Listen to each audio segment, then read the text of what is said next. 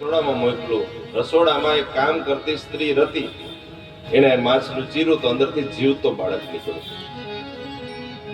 આશ્ચર્ય થયું. બાળકને એકદમ સાફ કર્યો વ્યવસ્થિત.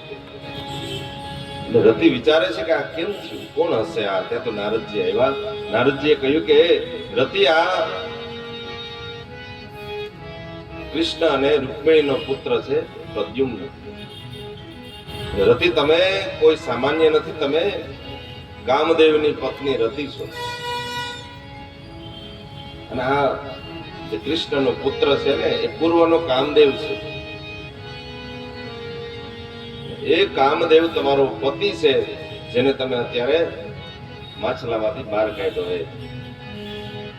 જ્યારે શિવજીએ કામદેવને વાળીને ભસ્મ કર્યો ને, ત્યારે રતિ જઈ અને પ્રણામ કરી અને કહ્યું કે પ્રભુ, મારા પતિને પાછા આપો. ત્યારે ભગવાન શિવજીએ કહ્યું કે જબ જદુવંશ કૃષ્ણ અવતારા, કૃષ્ણ તનય પતિ હોહી તુમ્હારા. યદુવંશમાં ભગવાન કૃષ્ણ અવતાર ધારણ કરશે ને, ત્યારે તારો પતિ તને મળશે. હવે એક પતિને એક સ્ત્રી પોતાના પુત્રની જેમ મોટો કરે છે. 16 વર્ષના થયા છે. સમરાસુરની સાથે યુદ્ધ કરી અને સમરાસુરને મારી અને દ્વારકામાં આવ્યા. મૃત્યુમાંથી કોઈ બચી શકતું નથી. ગમે એટલા પ્રયત્ન કરીએ, મૃત્યુમાંથી ન બચી. પણ મૃત્યુનો જે ભય છે ને, એમાંથી મુક્ત થવા માટે આ કથા છે. જે ભગવાનના સાનિધ્યમાં છે એને મૃત્યુનો પણ ભય રહેતો નથી. આવ્યા દ્વારિકામાં. રૂક્મિણી બહુ રાજી થયા છે. ભગવાનના ગણજો વિવાહ. પેલા રૂક્મિણી, એનો દીકરો પ્રદ્યુમ્ન. હવે ભગવાનના બીજા વિવાહની વાત કરે છે. એક સત્રાજીત યાદવ છે દ્વારિકામાં. સત્રાજીતને સૂર્યનારાયણની ઉપાસના કરી એને 12 વર્ષ સુધી સૂર્ય ભગવાને એક સુંદર મજાનો મણી આપ્યો છે. એ સૂર્યોદય થાય રોજ એની પૂજા કરે સત્રાજીત. એટલે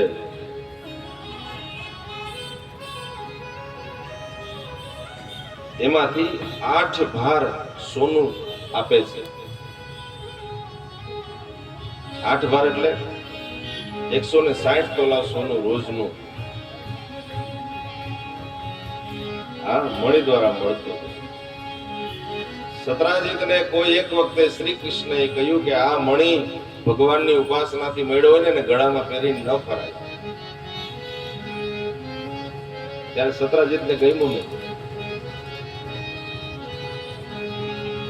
આને તમે અહીં રાખી દો, આ જોખમ છે, કોઈક મારી નાખશે તમને. સત્રાજીત કે મારામાં બધી શક્તિ હોય તો જો રાખતો હોય ને, મને સલાહ આપવાની જરૂર નથી. એક વખતે સત્રાજીતના ઘરમાં એ સ્યમંતક મણી પડ્યો તો સત્રાજીત હાજર નથી. કોઈ જગ્યાએ કામ હતું એટલે ગયો. પાછળથી એનો ભાઈ પ્રસેન આવ્યો. પ્રસેને એ મણી ગળામાં પહેર્યો અને શિકાર કરવા માટે ઘોડા પર બેસી અને નીકળ્યો. શિકાર કરવા જાય છે. એમાં એક સિંહે જોયું, ચમકતો તો મણી. સિંહે આ ચમકતું હતું ને એક વસ્તુ, એટલે એને એમાં આકર્ષણ થયું. પ્રસન્નને મારી નાખ્યો, ઘોડાને મારી નાખ્યો અને પોતાના મોઢામાં એ મણી લઈ અને સિંહ આગળ ચાલ્યો. સિંહ થોડું ચાલ્યો ત્યાં તો એને એક રીંછ મળ્યું. રીંછે જોયો મણી. રીંછનું અને સિંહનું યુદ્ધ થયું. અને સિંહ અને રીંછ બેના યુદ્ધમાં છેલ્લે સિંહને રીંછે માર્યો. રીંછ એ મણી લઈ અને પોતાની ગુફામાં વયું. આ બાજુ સત્રાજીતે એવી જાહેરાત કરી કે કૃષ્ણ એ મણી માંગ્યો, મેં આપ્યો નહીં. સેમંતક એટલે મારો મણી શ્રી કૃષ્ણએ ચોરી લીધો, એવી ફરિયાદ કરી રાજ્યમાં. ઉગ્રસેન રાજા છે દ્વારિકાના. એના દોહિત્ર થાય, દીકરીનો દીકરો કૃષ્ણ. છતાં એની ફરિયાદ થઈ, ઘરના સભ્યની, એને પૂરેપૂરો ન્યાય આપવો જોઈએ. એટલે ઉગ્રસેને કહ્યું કે કૃષ્ણ તે જો મણી ચોર્યો ન હોય ને તો તારે આરોપ દૂર કરવા માટે મણી હાજર કરવો પડશે. મણી ગોતવા માટે હવે ભગવાન ગયા છે. નાનકડું સૈન્ય લીધું છે ભેગું અને મણી ગોતવા માટે વનમાં ગયા. ત્યાં તો સત્રાજીતનો ભાઈ પ્રસન્ન મરેલો પડ્યો, ઘોડો મરેલો પડ્યો.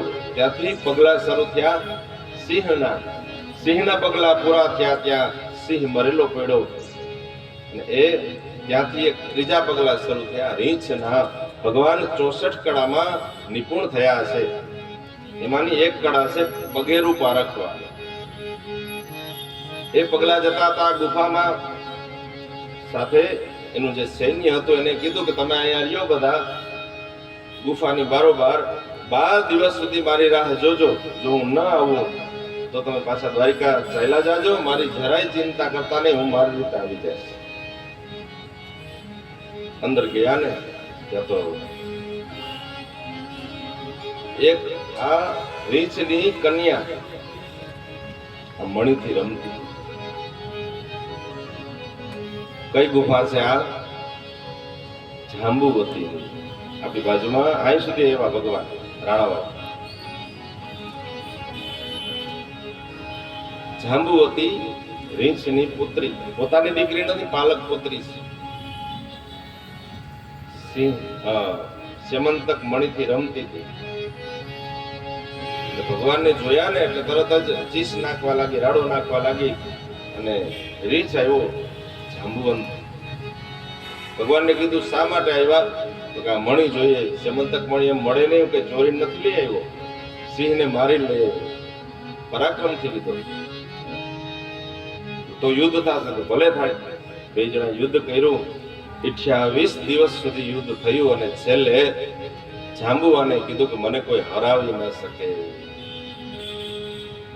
ચારે યુગમાં જાંબુવાન છે. ભગવાન વામન થયા ને વિરાટ, ત્યારે વિરાટ નારાયણની પ્રદક્ષિણા કરેલી, પરમ શક્તિશાળી છે.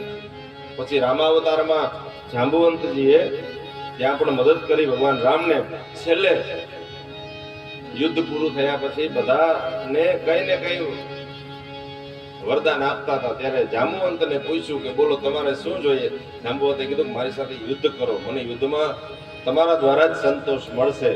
ભગવાન રામે કહ્યું કે અત્યારે આ વસ્તુ શક્ય નથી, તમારી ઈચ્છાની પૂર્તિ હું કરીશ.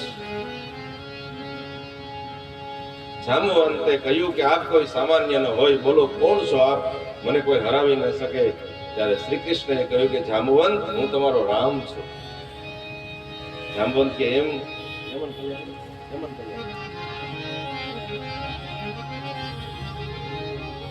તુલસી મસ્તક તબન મેં ધનુષ બાણ લિયો હાથ. રામ સિવાય હું કોઈને નમું નહીં, મને રામ રૂપે દર્શન આપો. ત્યારે ભગવાન થોડી વાર માટે રઘુનંદન બન્યા. શિર મુકુટ કુંડલ તિલક ચારુ તાર અજાનુ ભુજ સર ચાપર ગંગામદિત કર ભૂષણ. શિર મુકુટ કુંડલ તિલક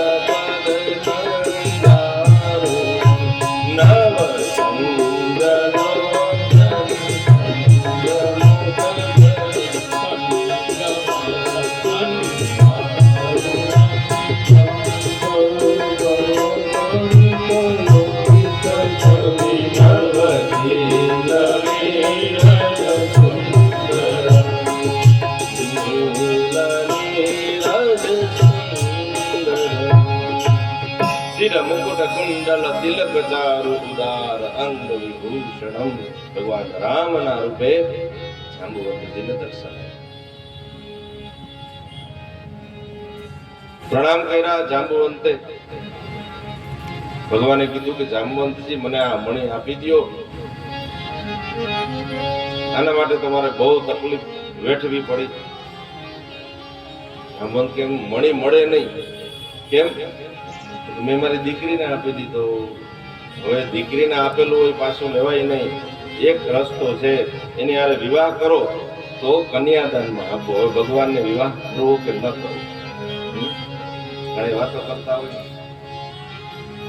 જેને ભગવાન કહીએ, જેને બ્રહ્મ કહીએ, એટલી સ્ત્રીઓ સાથે વિવાહ કરે. પણ એક ચોક્કસ કારણથી ભગવાને વિવાહ કર્યો છે. જાંબુવતી સાથે પાણી ગ્રહણ કર્યું, વિવાહ કરી અને ભગવાન આવ્યા છે દ્વારિકા. ભગવાનનો બીજો વિવાહ જાંબુવતી સાથે.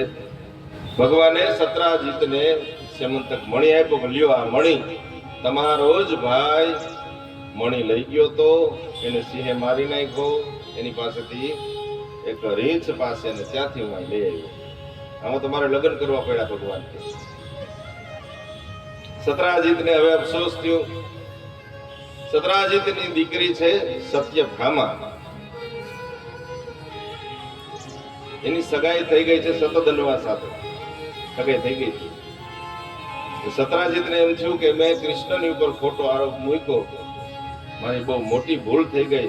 એટલે સત્રાજીતે સમાધાન કરવા માટે થઈ અને પોતાની દીકરી સત્યભામા કૃષ્ણની સાથે કર્યો. ભગવાનનો ત્રીજો વિવાહ થયો સત્યભામાની સાથે. સત્યભામાની સાથે વિવાહ થયો. વળી પાછો કન્યાદાનમાં મણી આવ્યો બીજી વાર. એને કહ્યું કે આ તમે રાખો સત્રાજીતને. સત્રાજીત પાસે મણી રાખ્યો. હવે સતધન્વાની સગાઈ થઈ હતી સત્યભામા સાથે.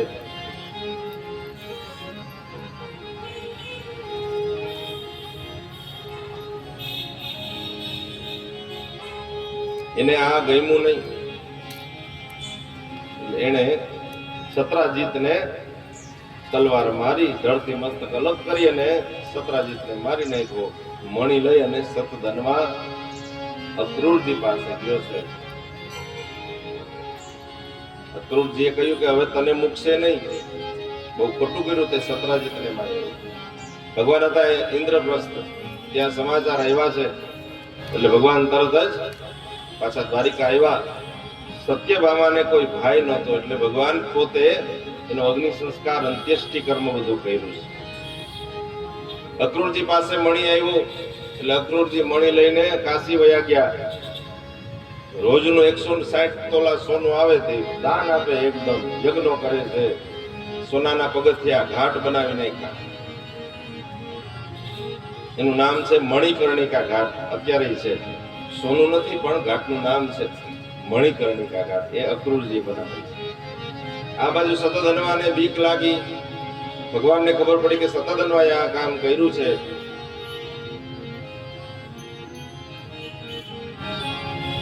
એટલે ભગવાન સતધન્વાને મારવા માટે આવ્યા. સતધન્વા દોડીને ભાગ્યો. બલભદ્રજીને કહ્યું તમે અહીં ઊભો, રથની બાજુમાં હું જાઉં છું એની પાછળ.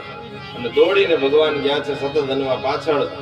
સતધન્વા નીચે પડી ગયો. ભગવાનને જેવા જોયા ને એવા તરત જ એનું હૃદય બંધ પડી ગયું. મારવો ન પડ્યો, મૃત્યુ પામી ગયું. ચેક કર્યું તો ક્યાંય મણી મળ્યો નહીં. એટલે ભગવાન આવ્યા બલભદ્રજી પાસે.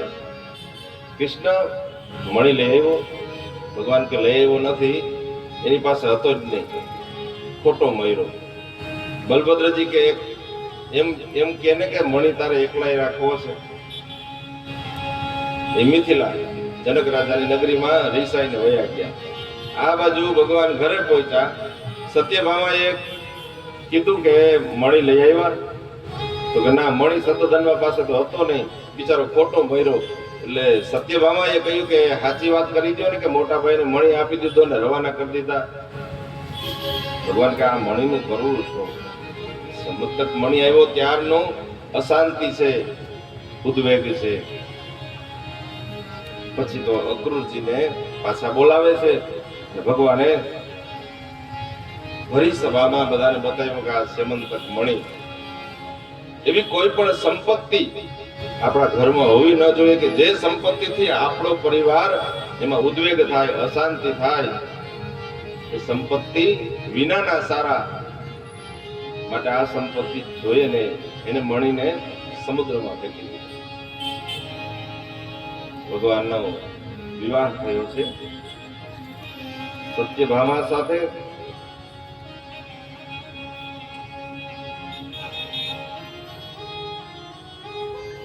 ત્રણેય રાણીઓને લઈ અને પછી આપણામાં એવું છે ને કે લગ્ન થઈ જાય એટલે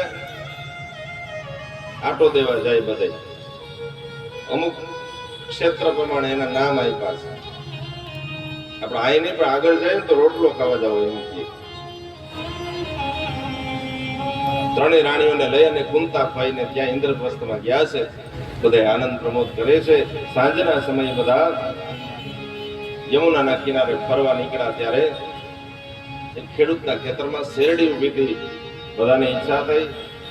ભીમસેન લેવા જાય છે ત્યારે કીધું કે પૂછીને લેજો, કોઈની વસ્તુ એને પૂછ્યા વિના ખેતરમાંથી ન લેવાય. શેરડી લીધી, બધાએ ખાધી. ભગવાનના હાથમાં છોતું લાગ્યું. બધી રાણીઓ દોડી લોહી બંધ કરવા માટે પાટો બાંધવો છે. ક્યાંય પાટો મળે? દ્રૌપદીજીએ પોતાની સાડીનો છેડો ફાડી ભગવાન શ્રી કૃષ્ણને પાટો બાંધી દીધો. ભગવાને એના એક એક તાતણાનો હિસાબ કર્યો છે અને એને ચીર હરણ થતું હતું ત્યારે ભગવાને એના ચીર પૂર્યા છે. કોઈનો ભાર ન રાખે મુરારી. આગળ આવ્યા છે એમાં અર્જુનજી પાણી પીવા ગયા યમુનામાં. નીચા નમી ખૂબ ભરી અને જ્યાં પાણી પીવા જાય ત્યાં તો એક બખોલ હતી. એની અંદર એક સ્ત્રી બેસી અને તપશ્ચર્યા કરતી હતી. ઓમ નારાયણાય નમઃ. અર્જુનજીએ જઈને પૂછ્યું, દેવી તમે કોણ છો? મારું નામ છે કાલિંદી. કોનું તપ કરો છો? મારા સ્વામી ભગવાન નારાયણ થાય એટલા માટે એને મારા પતિ બનાવવા છે એટલે હું નારાયણનું તપ કરું છું. અર્જુને કહ્યું ઊભા થઈ જાઓ, હાલો તપ પડી ગયું. કેમ? નારાયણ અત્યારે નર રૂપે આવ્યા છે, કૃષ્ણ અવતાર લઈને, હાલો મારી સાથે. કાલિંદી રાજી થઈ ગયા. અર્જુનજી એક સ્ત્રીને લઈને આવ્યા, કોઈને કઈ ખબર નથી. બધા ઊભા હતા. ભગવાનને કીધું લાવો તમારો જમણો હાથ. કાલિંદીનો જમણો હાથ લઈ અર્જુને તદેવ લગ્નમ સુદિનમ તદેવ તારાબલમ ચંદ્રબલમ તદેવ હાથ મેળવ્યું. તો ભગવાન કે આ શું કરો છો? તો હમણાં કહું. હાથ આપો ને. હાથ ઉપર હાથ મૂકી દીધો. શિવ પાર્વતી સૌભાગ્યમસ્તુ. પછી કીધું કે આ તમારા માટે તપશ્ચર્યા કરતા હતા એટલે તમારો વિવાહ કર્યો આની સાથે. આ ભગવાનના કાલિંદી સાથે વિવાહ. કાલિંદી એ યમુના છે. યમુના અને કાલિંદી બે એક જ, યમની બેન.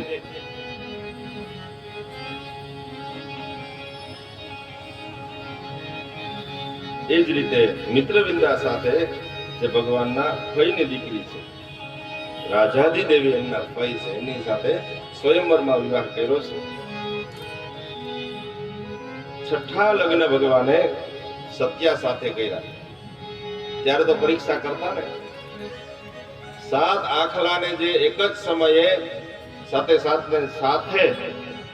જે નાથી લી અને નથ પહેરાવી દે એને મારી દીકરી સત્યા પરણાવું. ભગવાન આ કામ કરીને આવ્યા, કોઈ ન કરી શકે. એટલે સત્યાની ઈચ્છા હતી કે મને ભગવાન પરણે, એટલે ભગવાન ત્યાં ગયા હતા. અને ભગવાનનો સત્યા સાથે છઠ્ઠો વિવાહ થયો. 7મો વિવાહ ભગવાનનો કઈ દેશના શ્રુતકીર્તિ ભગવાનના ફઈ થાય એ પણ એની દીકરી ભદ્રા, એમની સાથે ભગવાનનો વિવાહ થયો. અને 8મો વિવાહ ભગવાનનો લક્ષ્મણા સાથે થયો છે. લક્ષ્મણાની સાથે વિવાહ થયો. એમાં મત્સ્યવેદ કરવાનો હતો અર્જુનની જેમ, પણ અર્જુનને નીચે પાણીનો હોજ હતો, કુંડ હતો. પણ ભગવાનને તો એક કળશ હતો. નીચે કળશમાં પાણી ભરેલું હોય, ત્રાજવું હોય, એના બે પલ્લામાં પગ રાખવાના, ઉપર માછલું ફરતું હોય, બે પલ્લુમાં પગ રાખી નીચે કળશના પાણીમાં પ્રતિબિંબમાં જોવાનું, ઉપર ફરતા માછલાને બાણ ઉપર છોડવાનું, નીચે પાણીમાં જોઈને એકના 3 બાણ થાય, માછલાની પેટ, પૂંછ અને આંખ ત્રણેય વિંધાય. એને લક્ષ્મણ પરણે. અર્જુનને તો હજી સારું હતું, મોટો કુંડ હતો. ભગવાનને તો કળશ જ હતો. ભગવાને મત્સ્યવેદ કરી અને એની ઈચ્છા પૂરી કરી. લક્ષ્મણાની 8 વિવાહ થયા. ભગવાન એક વખતે સમાચાર આવ્યા કે ભૌમાસુર નામનો દૈત્ય એને 16,000 અને 100 કન્યાઓને, સ્ત્રીઓને જે લોકમાં જાય, રાજા મહારાજાઓની પરણેલી સ્ત્રીઓને, કુંવારી સ્ત્રીઓને બધાને લઈ આવે છે અને 16,100 ભેગી કરી છે. એને ભગવાનને સમાચાર મોકલા કે અમને આમાંથી મુક્ત કરો. ભગવાન ગયા છે સત્યભામાને સાથે લઈને. સત્યભામા ભૂમિનો અવતાર છે અને ભૌમાસુર તો જ મરે જો એની માતા કે ભૂમિ તો.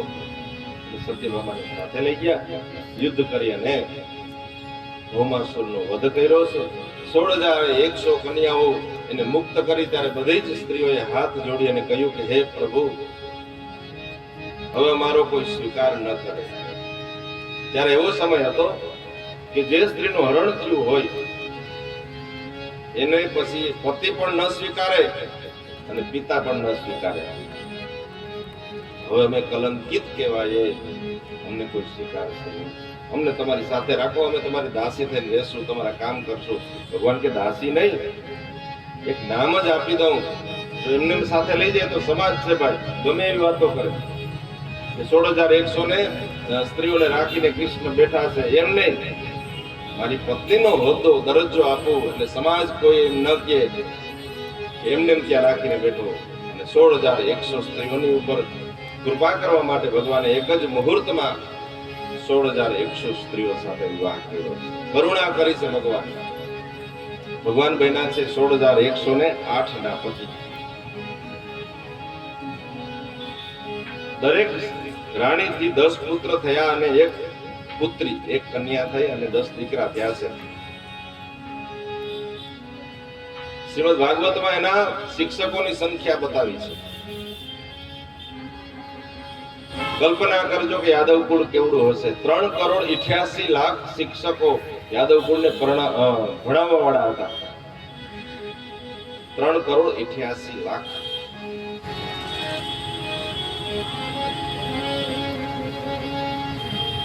તો ભગવાનના દિવ્ય વિવાહ થયા છે.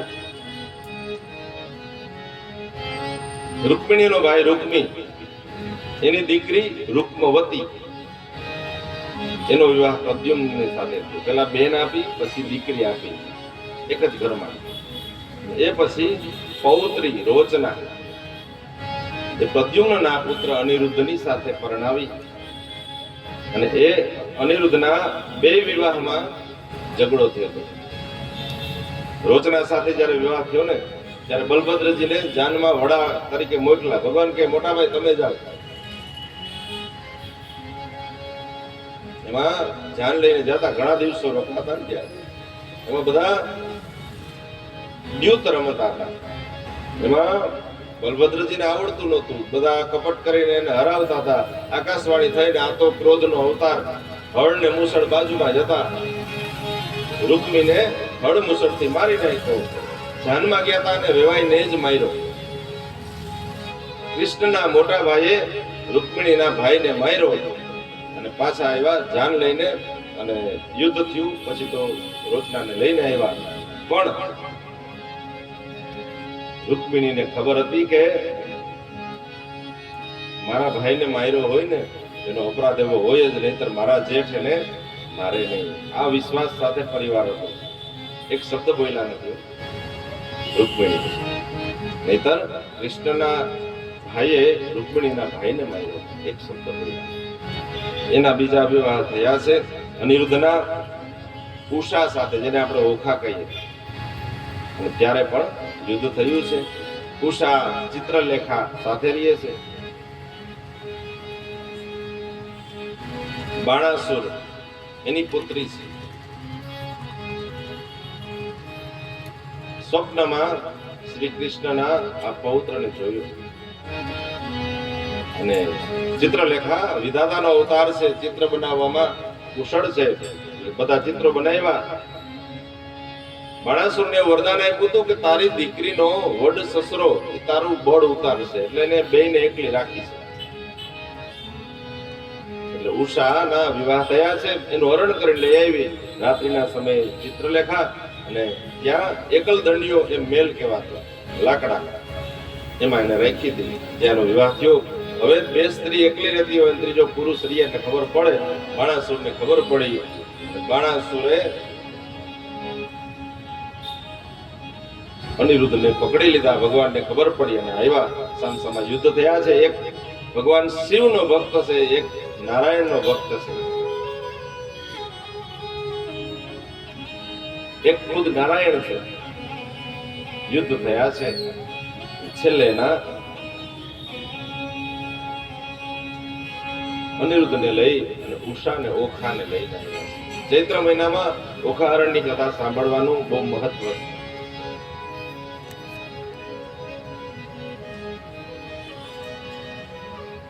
એક રાજા નૃગ, એનું ચરિત્રનું વર્ણન કર્યું છે.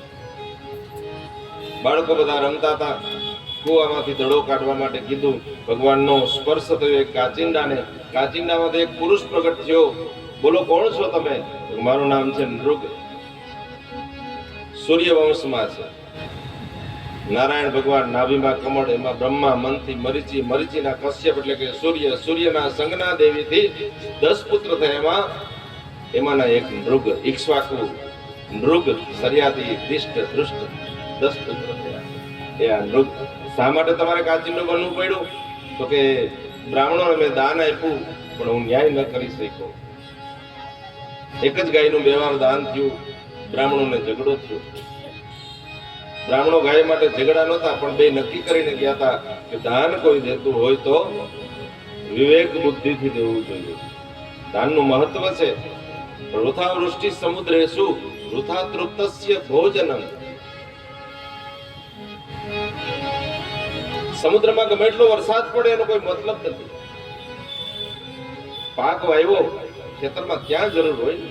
અને વૃથા તૃપ્તસ્ય ભોજનમ, એકદમ પેટ ભરેલું છે એને જમાડવાનો કોઈ મતલબ છે. એટલે કાચિંડો બનવું પડ્યું.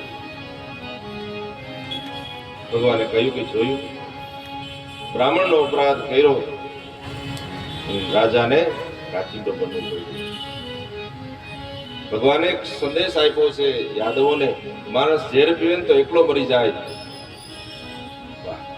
આવો કોઈ અપરાધ કરે બ્રાહ્મણોનો તો આખા કુટુંબનું પૂરું કરે. નૃગનું